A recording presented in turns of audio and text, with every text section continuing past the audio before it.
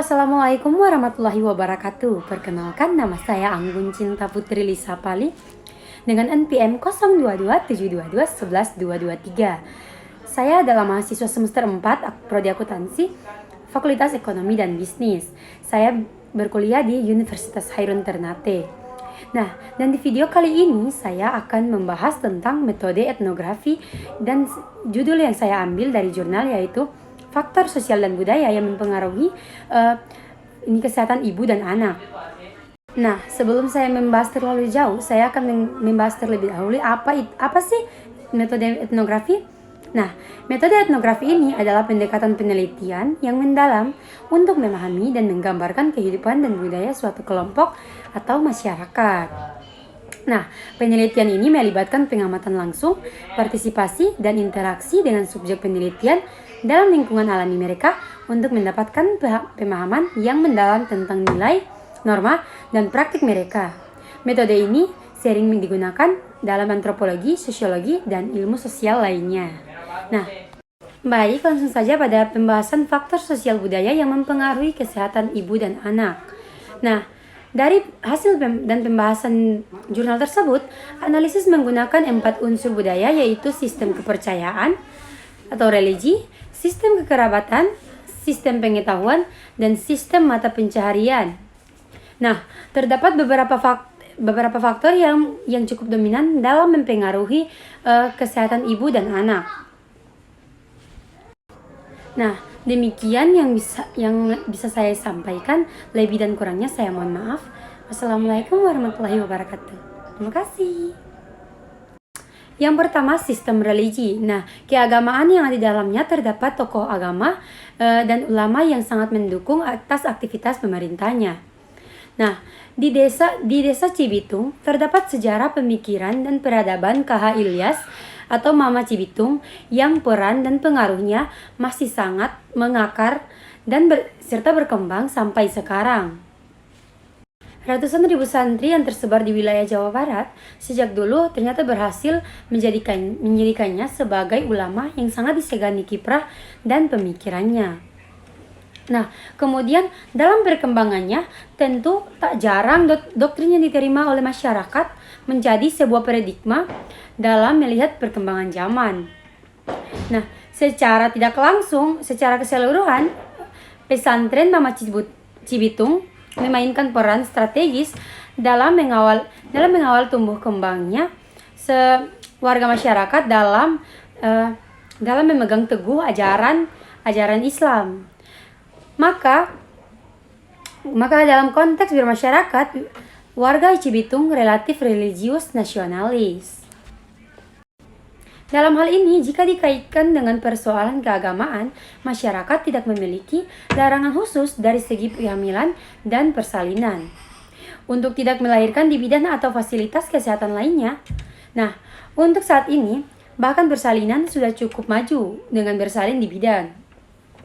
Akan tetapi, peran paraji tidak hilang sepenuhnya, melainkan masih membantu seperti merawat ibu yang hamil, memijit, dan membantu melahirkan. Sisa seperti plasenta atau ari-ari. Walaupun sebagian masyarakat sudah paham bahwa dari segi hukum, melahirkan itu harus di bidan dan tidak boleh di paraji. Yang kedua, sistem kekerabatan. Di Cibitung dalam kasus ibu melahirkan bagi warga yang rumahnya di pelosok untuk mengakses pusat kesehatan, masyarakat bergotong royong membantu proses awal sampai akhir. Ada yang meminjamkan kendaraannya, bahkan tidak sedikit saling membantu urusan perjalanan persalinan. Nah, dalam hal ini, warisan turun-temurun atau kepercayaan yang berupa pengalaman orang tua dan mertua dianggap dapat memengaruhi kegiatan persalinan oleh paraji. Sampai saat ini keberadaan paraji masih ada. Ada yang bermitra dengan baik, ada juga yang masih kekeh dan keberadaan serta praktiknya masih sembunyi-sembunyi. Padahal di Cibitung masyarakat sudah bekerja sama dengan pihak keamanan seperti Polsek dan Koramil untuk menerbitkan paraji tersebut. Nah, yang ketiga, sistem pengetahuan. Rata-rata masyarakat Cibitung menempuh pendidikan terakhir sampai kelas 1 SMP Faktor utamanya adalah ekonomi dan mindset masyarakat bahwa pendidikan tidak ada apa-apanya jika hanya tinggal di kampung saja, tapi saat ini sudah memulai bermunculan sekolah SMP dan SMA. Ketika sudah lulus SMP, biasanya masyarakat di desa Cibitung melakukan pernikahan atau biasa disebut dengan pernikahan dini. Pernikahan dini menjadi pilihan bagi orang tua terhadap anaknya. Menurut masyarakat di Cibitung, tidak terdapat kasus seks bebas yang dilakukan oleh remaja. Hal yang mendasarinya yaitu pandangan orang tua bahwa lebih baik dinikahkan segera daripada hamil di luar pernikahan. Menurut warga, bahwa hamil di luar pernikahan membuat malu orang tua. Adapun data statistik menunjukkan bahwa pernikahan di bawah umur tercatat di Dinas Pengadilan Penduduk, Keluarga Berencana, Pemberdayaan Perempuan dan Perlindungan Anak. Bahwa angka pernikahan dini di Kabupaten Bandung Barat masih tinggi. Pada tahun 2017 menunjukkan bahwa usia di bawah atau sama dengan dari 20 tahun untuk umur istri yang paling banyak persentasenya di Kecamatan Rongga dengan angka 90,44%, sedangkan suami dengan angka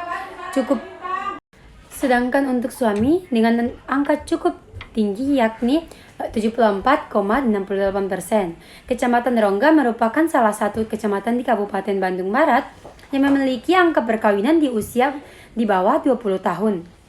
Untuk perempuan yang masih tinggi, yakni pada tahun 2015 sebanyak 87,66%.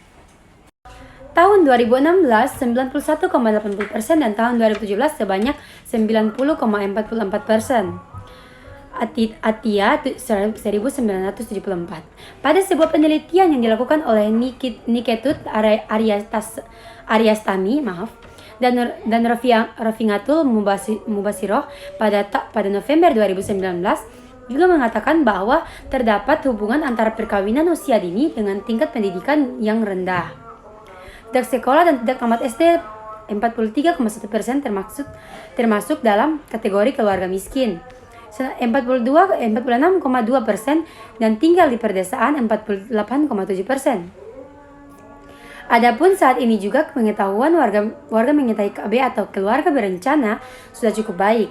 Dahulu satu keluarga bisa memiliki 8,9 dan sampai 10 anak. Menurut warga Cibitung dan Sukmana merupakan desa yang tinggi reproduksinya paling tinggi. Di Kecamatan Rongga, kondisi ini terakhir berlangsung pada tahun 2005. Sekarang paling banyak pun hanya 2-3 anak. Untuk saat ini, di Cibitung, jika sehabis menikah, biasanya menunda kehamilan terlebih dahulu. Yang keempat, sistem mata pencarian.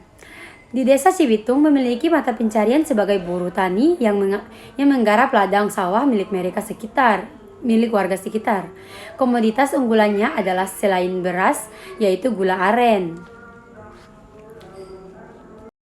Berdasarkan seluruh hasil tahapan penelitian yang telah dilakukan dalam mengkaji faktor sosial budaya yang mempengaruhi kesehatan ibu dan anak di Kecamatan Rongga, Kabupaten Bandung Barat, dapat disimpulkan sebagai kiai menjadi panutan masyarakat dalam menyikapi persoalan hidup mulai dari politik hingga pilihan akses kesehatan.